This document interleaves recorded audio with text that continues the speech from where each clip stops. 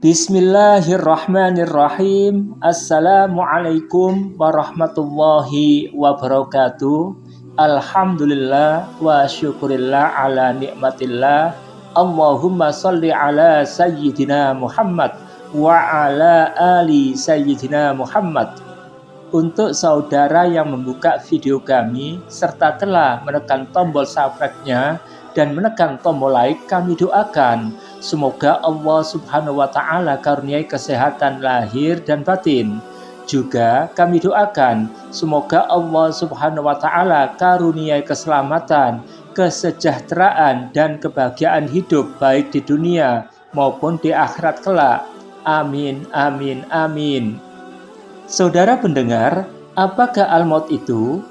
Ketika Allah Subhanahu wa Ta'ala selesai menciptakan al-maut, lalu menyerahkannya kepada malaikat Israel, maka bertanyalah malaikat pencabut nyawa itu, "Wahai Tuhanku, apakah al-maut itu?"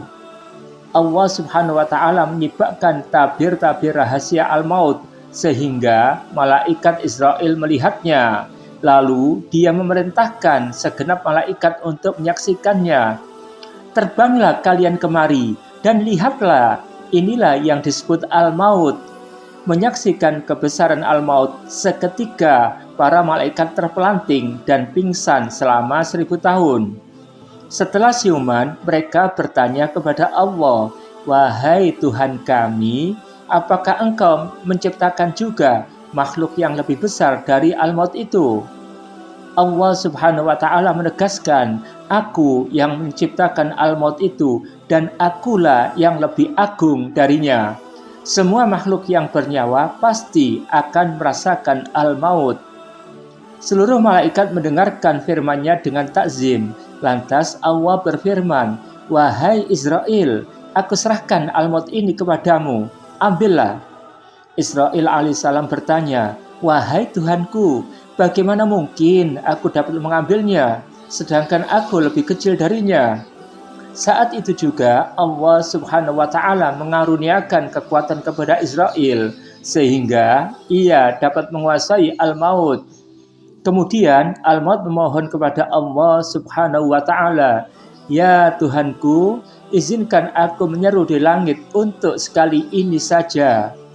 Allah Subhanahu wa Ta'ala mengabulkan permohonannya, maka berteriaklah ia memproklamirkan diri, "Akulah al-maut yang memisahkan seorang kekasih dengan kekasihnya.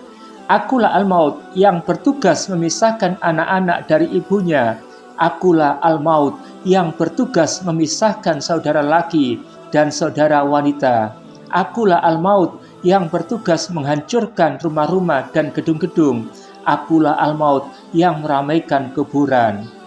Akulah al-maut yang bertugas mencari dan menjemput makhluk hidup, walaupun kalian berlindung di benteng yang kuat dan rapat, dan tidak satupun makhluk hidup yang tidak merasakan aku." Hanya malaikat Israel yang memperoleh wewenang dari Allah Subhanahu wa Ta'ala untuk mematikan setiap makhluk hidup. Meski begitu, ia tidak bisa menggunakan wewenang tersebut sesuka hatinya. Untuk mengetahui saat-saat bagaimana roh seorang hamba harus dicabut, Israel bertanya kepadanya, "Wahai Tuhanku, kapankah aku harus mencabut nyawa makhluk-makhlukmu?"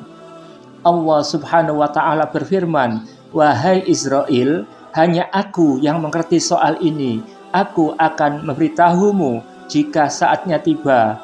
Untuk itu, aku buatkan tanda-tanda yang berdiri padanya." Sebagai tanda bagi malaikat Israel bahwa ia harus mencabut nyawa seorang makhluk hidup, menurut Ka'bul Akbar, Allah menciptakan pohon raksasa di bawah arsy. Daun pohon itu sebanyak jumlah makhluk hidup. Dengan demikian, setiap daun mewakili seorang makhluk hidup. Apabila makhluk hidup mendekati kematian atau umurnya tinggal 40 hari, jatuhnya daun pohon tersebut ke tempat malaikat Israel. Dengan cara itulah ia mengetahui adanya perintah mencabut nyawa seorang makhluk yang diwakili daun pohon itu. Naskah ini dikutip dari buku Jalan ke Hadirat Allah karya Syamsul Rijal Hamid cetakan 1 penerbit Kuanta, PT Elex Media Koputindo, Jakarta 2020. Terima kasih pendengar atas perhatiannya. Kurang lebihnya kami mohon maaf. Billahi taufik wal hidayah. Wassalamualaikum warahmatullahi wabarakatuh.